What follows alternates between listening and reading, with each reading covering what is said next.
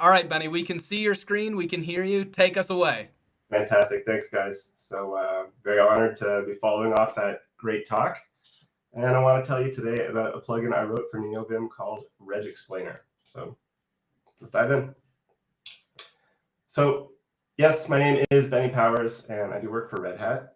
And I'm a developer with two problems. Right? My first problem is that I like to solve problems with regex. And my second problem is that I don't know how to read regular expressions. Oops, right? So how did I get into this mess? Well, like Prime mentioned earlier, I'm a Atom expat, expatriate, Atom refugee. Yes, I know. And the things that I loved about Atom, it was my daily driver for years. I loved the hackability. I love that it was based on web technologies that I was working with every day. I love the plugin ecosystem. There were just so many plugins all over the place. I love Tree Sitter. It was great having it, especially towards the end of Atom's lifetime when they really started pushing on the Tree Sitter and Tree Sitter Fold and stuff like that. It was fantastic. One of my favorite plugins for Atom was called Atom Regex Railroad. It was the best. This was like my superpower. Every time you'd put your cursor onto a regular expression, it would pop up at the bottom of the screen. This little, graphical representation of what was going on. The railroad means, like you would follow along the little track and say, oh, we're starting now. Now we're getting this string and then that string. Da, da, da, da, da. So I love this plugin. I love that editor. And you know what? Things were going so good with Atom. It was such a good experience. I was sure that nothing could ever possibly, oh no. Oh no. So do y'all know any good hackable editors that I could try out? Guess I'm going to learn how to write plugins in Lua for nvim. Here we go. Okay, so copy the plugin template and away we go. So yeah, doing Neovim was it was a big shift for me as a web developer. But hey, like Lua, wow, who knew, right? Moon-oriented programming. Lua means moon. If you didn't get the joke. So I really enjoyed learning Lua. No parentheses ever. Just like scrap all the parentheses. Gone. The extremely limited syntax was actually kind of refreshing, just realizing that like, nope, you can't do the clever thing here. You just kind of have to do the dumb thing. And how just super imperative and line by line. Yeah, you could do like meta tables and get a little bit object oriented in there and stuff like that, but you don't really have to. So that was cool. And working with Tree Sitter in the Neovim API, where everything is just sort of built in and made to use Tree Sitter, that was really cool. I guess people still write Lisp. Who knew, right? For me, in my experience working with Tree Sitter, there was a lot of sort of salami debugging, just like slicing things away until you find where the problem is in the query and then kind of building it back up again. So if you're writing Tree Sitter queries and they're not working, try that. And I can't recommend enough the plugin called Tree Sitter Playground. It's part of Tree Sitter, nvim Tree Sitter, I think. It's a Command TS Playground. And it's this online playground right there in your editor. It does everything. It shows exactly what's going on in the AST. Fantastic. It was a while I was working with Tree Sitter, I ran into like these occasional parser bugs, especially with things like negative look behind in regex, which we can talk about in a bit. And there's a lot of exciting work going on as well, doing things like user indentations and user folds and things like that, but they're not quite ready to go in Neovim. So those are some of the things that I'm really super looking forward to see land in Neovim Core and in nvim Tree Sitter. So let's do a little code splunking and discuss how nvim regexplainer works to show you how you regex what it does. So I wanted to make it kind of a modular system so that people could add in more features later on.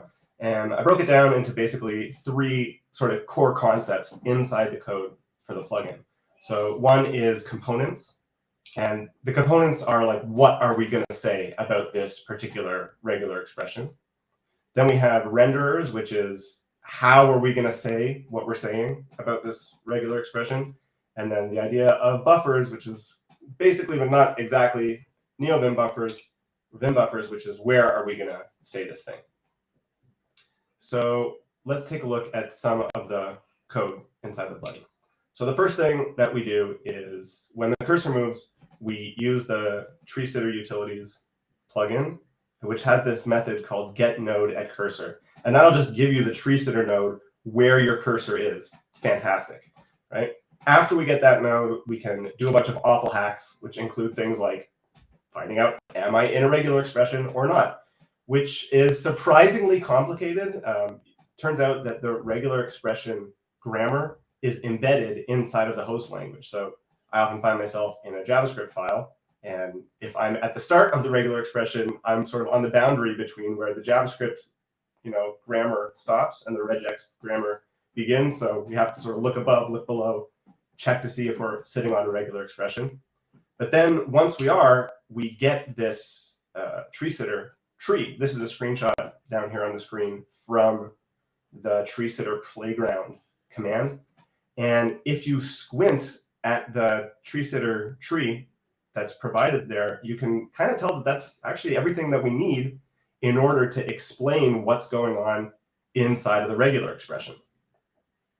So at this point, we have our tree sitter query, we have our regular expression node, we know that we're sitting on top of it. Now we can translate that abstract syntax tree, the AST that we got from tree sitter, we can turn it into a useful prose explanation of what's going on in the regex. To do that, we do things like combining sequential pattern characters. So if you have just like regular string characters in a row, those will show up as individual nodes in the tree. So we can collapse those together because it's basically, it ends up being a string when the regular expression is parsed or executed. We need to do some extra work to track which capture group we're in, how many levels deep of nesting we have. If we have like an alternation inside of a capture group, inside of a named capture group, etc. We want to know how deep we are in that tree. We can do things like translate some of the control characters or quantifiers and get information about those and save them in our data structure so that we can display them more easily later on. And we're going to do a little bit of work to try and handle negative look behinds, which is currently not something that the regular expression tree sitter parser supports properly. So we have to do some hacks and kind of fall back on old school syntax processing in order to get there. Once we've done that, we end up with a data structure which looks something like this. So if we had like this original regular expression text, we would end up with a list of components. So we would collapse all of those individual characters into that string, and we just call it a pattern character. And then we can say that we have a capture group at depth level 1, and it's got this text, et cetera, et cetera. And inside that capture group is an alternation, and inside that alternation is a range, et cetera, et cetera, et cetera. So once we have that sort of internal representation of the regular expression, we can then move on to render it. So that's the next concept in the plugin, which is renderers. A renderer is basically just a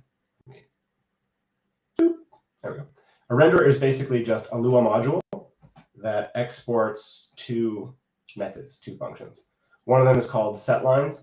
That takes in one of these regular regexplainer buffer objects, and it takes a bunch of lines that we use that is explaining what the regular expression does, and then just sets that to the buffer. And the other method that we have is called getLines. This is the one that does the heavy lifting. It takes in our list of components. It takes in the user options. We pass some state as we loop through all of the list of components. And that's what we end up using to render in the setLines functions.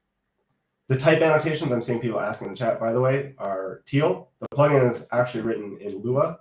I'm thinking about maybe refactoring it to teal. It has already type annotations in emulua doc blocks, sort of analogous to JS doc types versus TypeScript. But I'm thinking about maybe bringing it over to teal because teal's great. Types are awesome. Why not? Okay, so renderers. Once you have that renderer module ready to go, that's the thing that that takes the list of components and turns it into some kind of useful explanation for the user. Okay? So once we have that explanation, we have to put it into a buffer. And there are currently 4 kinds of buffers in regexplainer.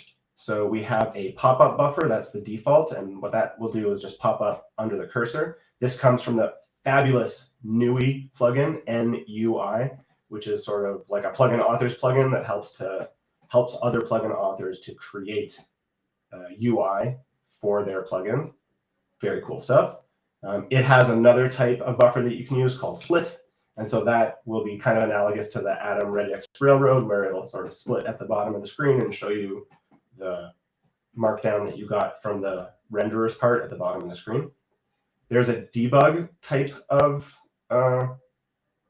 buffer that'll show you the component tree that we saw earlier on.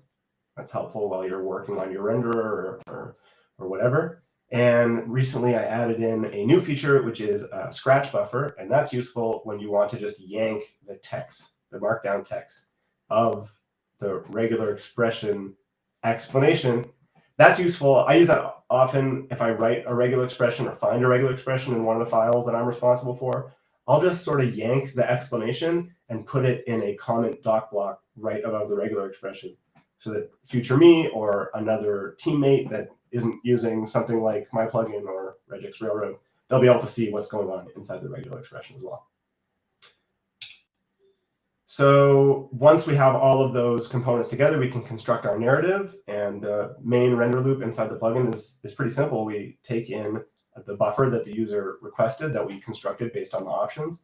We take in the renderer that the user requested based on their preferences. We take our list of components, which is the same always, the user options, and that state that we're passing around the whole time. We get our lines from the renderer. We initialize the buffer. We set the lines back to the buffer.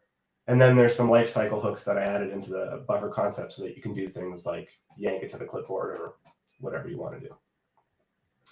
Okay, so let's do a demo. So I'm going to try and switch my screen share window, and hopefully this will work. Let's see. Let's go with this one right here.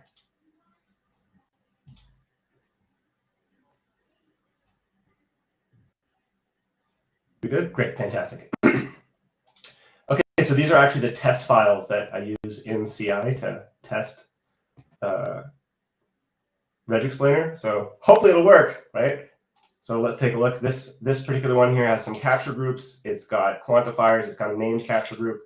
And when we stick our cursor on top of the regular expression, we see start with capture group number 1, which is optional. Then that moves on to a named capture group with the name hello. That has to be more than one time, or 1 or more times with the text world. And then a non-capturing group 2 to 3 times with the text 1.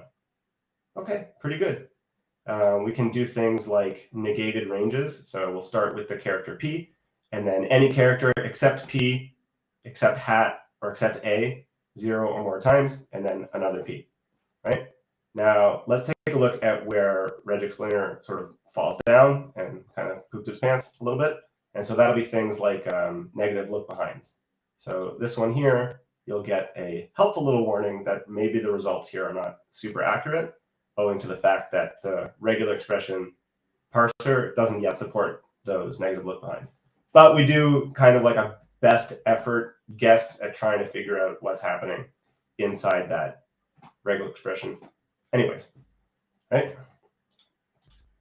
Okay, back to the slides.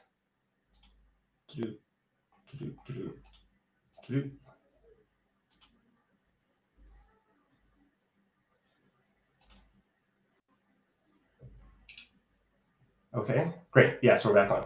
Yeah, so contributions are very much welcome to the plugin.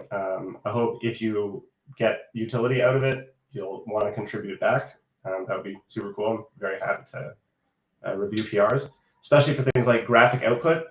You know, it shouldn't be so hard to get basically the same thing as Atom regex railroad.